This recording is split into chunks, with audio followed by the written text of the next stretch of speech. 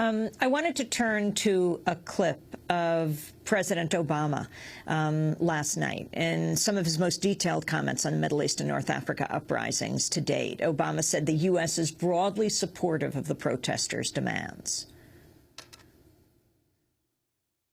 10 days ago, having tried to end the violence without using force, the international community offered Gaddafi a final chance to stop his campaign of killing or face the consequences.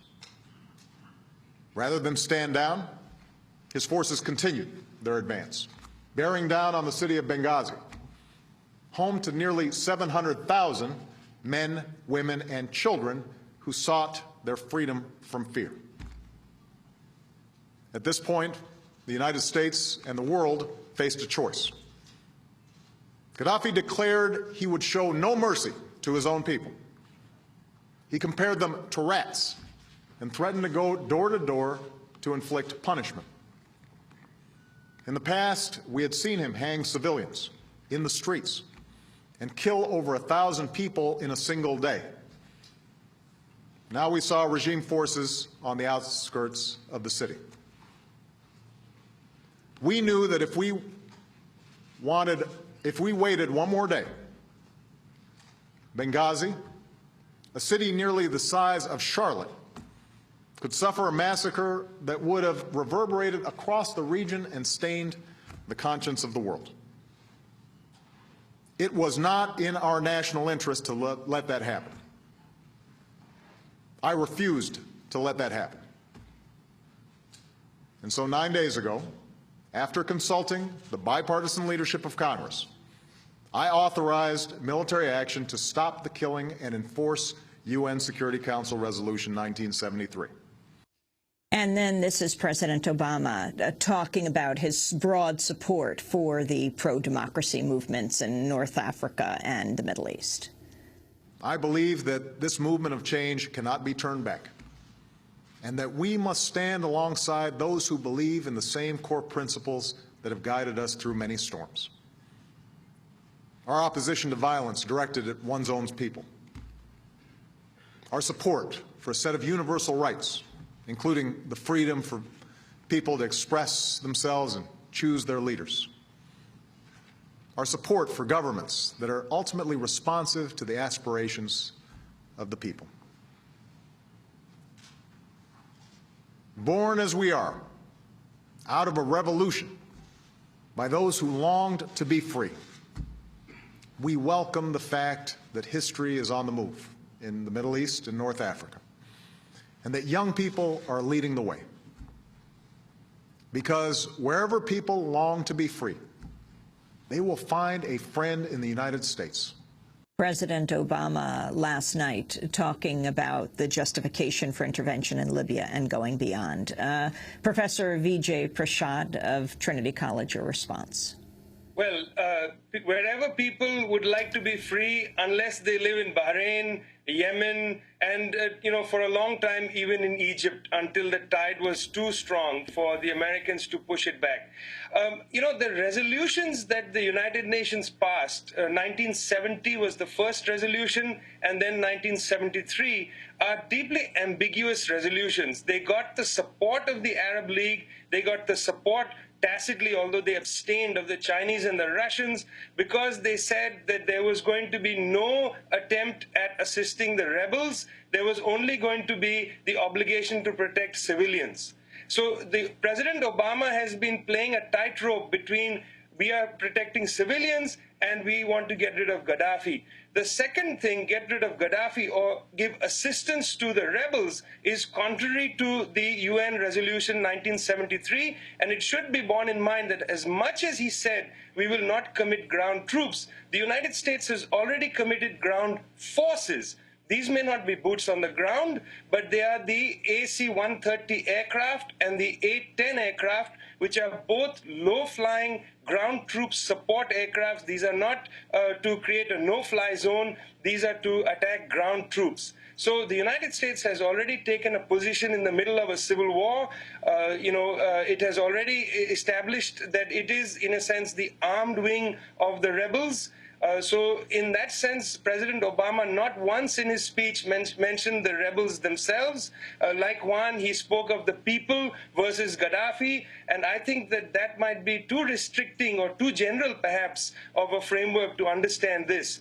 Now, I too believe that there is a broad swath of opinion against Gaddafi, but I think that what this intervention has done is it's narrowed options, and it's not that 2 or 3 people are controlling the entire dynamic, but it is their faction because they have a very close ties now with the principal military power in operation in Libya. It is because of their close ties to the principal military power that their hand is strengthened against the other people in the rebellion. We have seen this over and over again during the moment of so-called humanitarian intervention, that sometimes the worst elements take over a popular movement because they have the closest links to imperial forces. There is a broad movement, and that broad movement is going to be sidelined. It's very interesting that President Obama never talked about the rebels. He only kept indicating the end game, which is that Gaddafi must go. That itself in contravention to UN Resolution 1973. I found it a very peculiar speech. There was no mention of Bahrain, no mention of the Saudi troops crossing the causeway into Manama, no mention of their quest for freedom. Juan Cole, your response. Well, I don't think the situation is comparable to Bahrain. I would like to see the Bahrain monarchy, which is a Sunni monarchy ruling over a Shiite majority, show greater flexibility in meeting popular demands for constitutional revision, for better representation of the Shia in the parliament, for moving the monarchy towards a constitutional monarchy. But to compare tiny Bahrain, where there has been some violence against protesters, to Libya, where there was a national popular uprising, and where in Libya thousands are dead, not 20. It's just not on the same scale. And the other thing is, let us be practical. Let us be pragmatic. We are people of the left. We care about the ordinary people. We care about workers. We care about the aspirations of the people. And the United States should certainly be putting pressure on the Bahrain monarchy to accommodate them.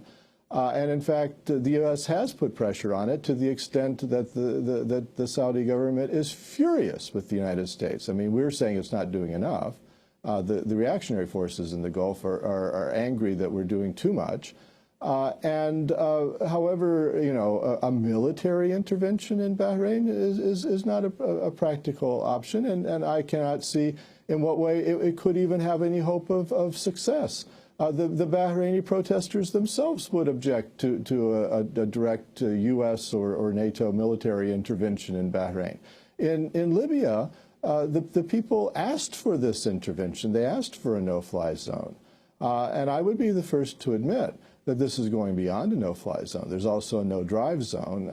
The British and the French and the American fighter pilots have taken out tank positions and artillery positions that had been used to subdue villages and towns that had gone into opposition. The Gaddafi regime has been rolled back by these attacks. And that's part of what the Western understanding, or the NATO and the Arab League understanding of the UN resolution is that Gaddafi was wrong to roll tanks and artillery against these civilian crowds, and that those have to be withdrawn. And where they're not withdrawn, they'll be attacked. Let me just put the final question. I don't agree that the resolution, which is worded somewhat ambiguously, that the spirit of it has so far been violated, and President Obama made it quite clear that the United States doesn't intend to press an invasion of a sort that would overthrow Gaddafi directly. Let me ask Vijay Prashad, on this issue of Benghazi, that the promised massacre of the people of Benghazi, what should have happened? How would that have been prevented? Firstly, I'm not convinced that there would have been a massacre. I think that there were troops inside Benghazi. They are the troops that were trained and armed by the Libyan regime. They had repulsed an attempt into Benghazi. The tanks were outside the city when they were bombed by French planes. What I would have liked to have seen was some more action from the Arab League to think about, for instance, a war refugee corridor out of Benghazi into the Egyptian border. There is a road that goes directly. It's interesting that the Egyptian army did not act at all in this to come and create some kind of corridor. There were war refugees fleeing Tripoli into Tunisia, but there was nothing comparable on the eastern side.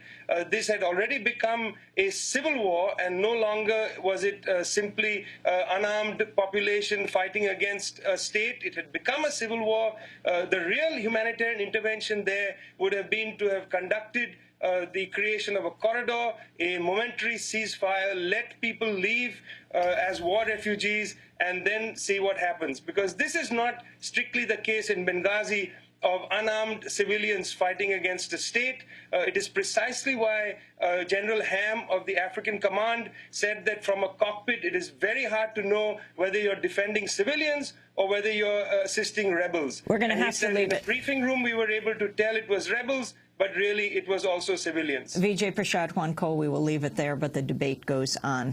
Juan Cole, professor at the University of Michigan, blogs at Forum Comment and juancole.com, most recent book, Engaging the Muslim World. Vijay Prashad, chair at South Asian History and professor of international studies at Trinity College in Hartford, Connecticut. His latest book, The Darker Nations, A People's History of the Third World. This is